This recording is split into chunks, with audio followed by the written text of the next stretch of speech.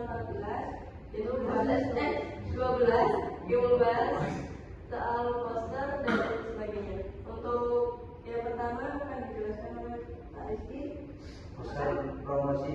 Poster promosi dibuat untuk menarik perhatian konsumen dengan menampilkan produk unggulan berupa teh, pisang, dimsum, rasa yang menghangatkan, momen yang mengakrabkan. Poster ini menggambarkan bahwa tetap dinikmati dalam berbagai momen kebersamaan. Instagram feed dirancang dalam beberapa unggahan yang saling berkaitan. Setiap unggahan memiliki tema berbeda seperti pengenalan produk, pilihan rasa, kualitas bahan baku, kemudahan pemesanan, testimoni pelanggan dan manfaat produk. Tujuannya agar akun Instagram terlihat rapi, profesional dan menarik sehingga dapat meningkatkan minat pelanggan untuk mengikuti akun dan membeli produk.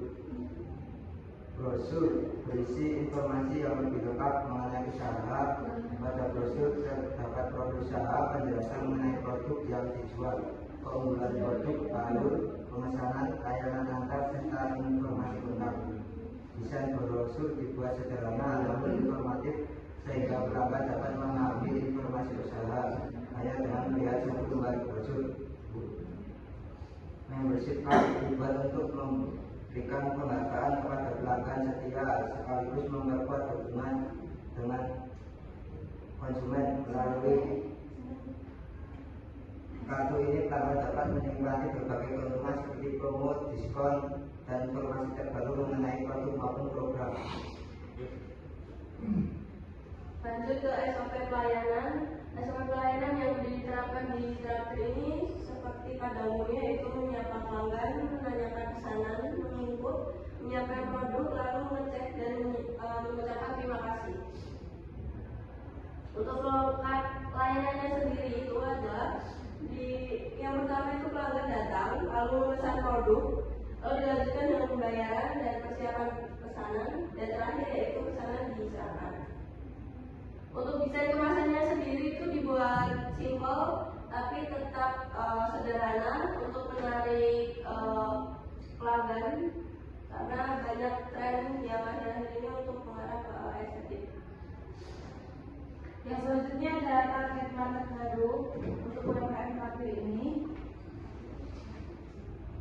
Yang pertama yaitu meliputi pelajar dan mahasiswa, keluarga dan juga komunitas media sosial yang mungkin berusia mulai dari 16 sampai 40 tahun yang berada di wilayah ASEAN dan sekitarnya. Tujuannya yaitu untuk memperluas pasar mahasiswa, yang kedua untuk meningkatkan omset konsumen dengan daya beli lebih tinggi, lalu yang terakhir membangun pelanggan loyal dan memperkuat citra merek traktir sebagai makanan minuman yang sesuai untuk semua kalangan. Selanjutnya ada SWOT analisis. Yang pertama ada strength, yaitu harga produk mungkin sudah terjangkau. Yang kedua ada memiliki varian rasa yang beragam. Terus yang ketiga ada mudah dipromosikan melalui media sosial. Yang kedua ada weakness, yaitu brand awareness masih terbatas, belum memiliki banyak cabang, dan juga anggaran promosi relatif kecil. Yang ketiga ada opportunities, yaitu perluasan target pasar dan pemanfaatan media sosial untuk meningkatkan penjualan. Yang terakhir ada threat atau ancaman. Yang pertama ada banyaknya pesaing yang lebih terkenal di wilayah tersebut, dan juga ada persaingan harga yang ketat, lalu ada perubahan tren dan selera konsumen.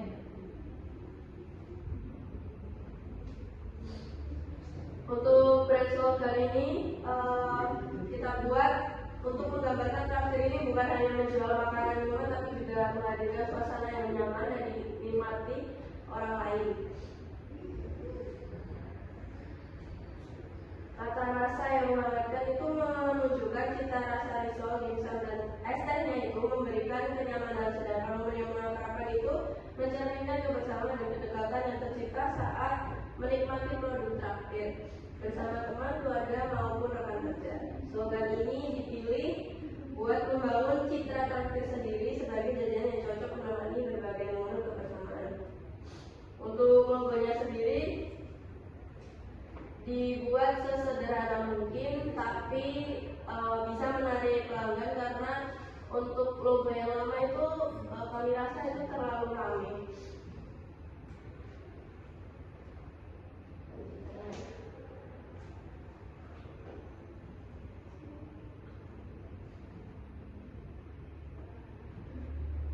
Selanjutnya untuk pertemuan 13 akan dibacakan teman saya. Selanjutnya adalah uji prototype. Yang pertama, pertanyaan wawancara. Apakah prototype ini menarik? Jawabannya iya. 8 dari 10 responden menyatakan desain ini menarik dan terlihat rapi. 2. Apakah informasi dan cara penggunaan mudah dipahami? Jawabannya iya. 9 dari 10 responden mengatakan alur pelayanan sudah jelas. Ketiga, apakah Anda berniat mengonsumsi produk ini? Jawabannya iya. 9 dari 10 responden tertarik membeli dan mencoba produk ini.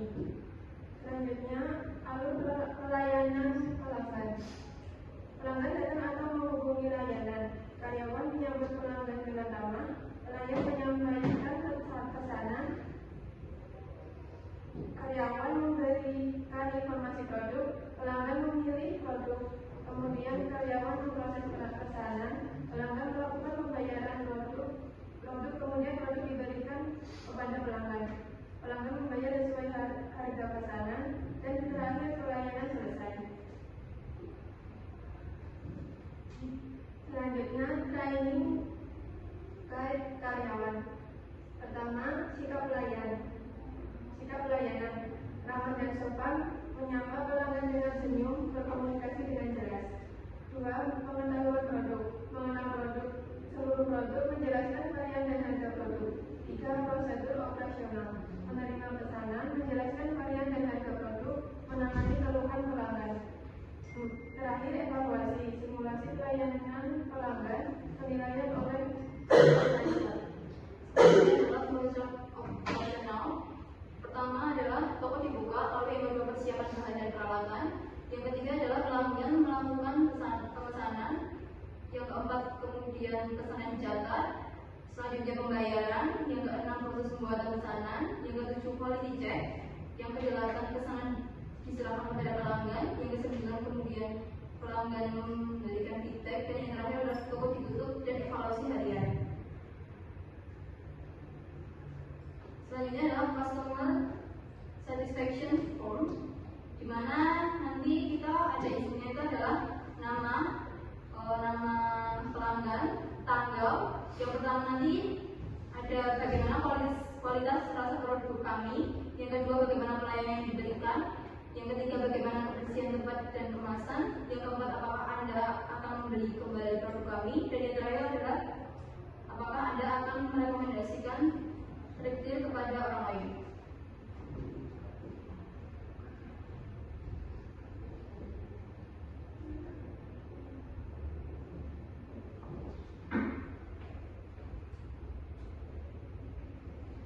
Selanjutnya untuk pertemuan yang ke-14 yang pertama program bulanan, tema memilih hemat dan nongkrong nikmat. Minggu pertama yaitu kita membuat promo paket teh, dimsum, dan risol.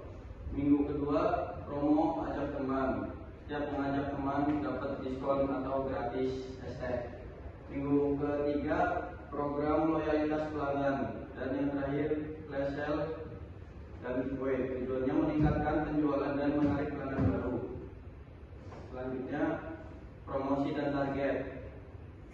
Strategi promosi, posting foto dan video produk, serta menginformasikan promo melalui media sosial dan membagikan testimoni pelanggan. Yang kedua, target bulanan, penjualan meningkat, pelanggan baru bertambah, pelanggan tetap meningkat, dan followers media sosial bertambah. Selanjutnya ada sistem reward. Nah, ini ada dua pembagian untuk customer dan juga untuk tim. Yang pertama untuk customer diberikan kartu stempel yang mana di dalam tiap 5 kali pembelian itu mendapatkan gratis satu teh ukuran kecil. Dan yang kedua, jika membeli dalam 10 kali pembelian maka akan gratis satu risol.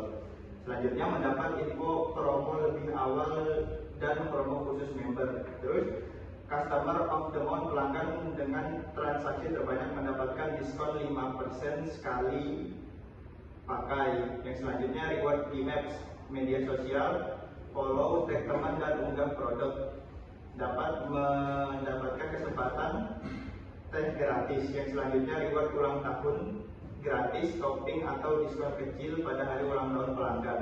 Selanjutnya happy hour pembelian pada jam sepi, misalnya jam 14 sampai jam 16 mendapatkan bonus stempel tambahan. Nah, untuk tim itu seandainya penjual mencapai target maka akan dapat bonus penghargaan terbaik. Next.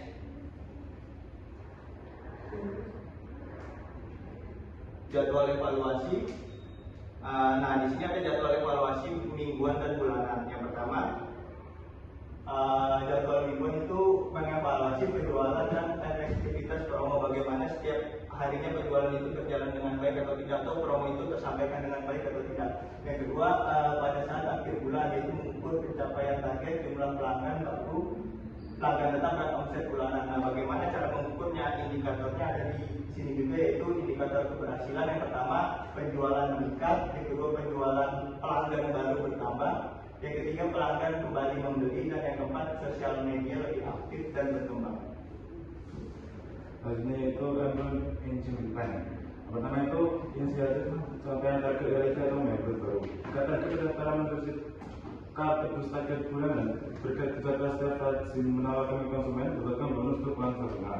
Dan dia itu saling pengertian jadwal kuliah, memberikan kelonggaran bagi staff yang untuk saling tukar shift kerja jika bentrokan dengan jam kuliah. Ketiga itu waktu istirahat yang fleksibel, menyediakan waktu istirahat yang cukup di sela-sela jam operasional toko agar staff tidak kelelahan.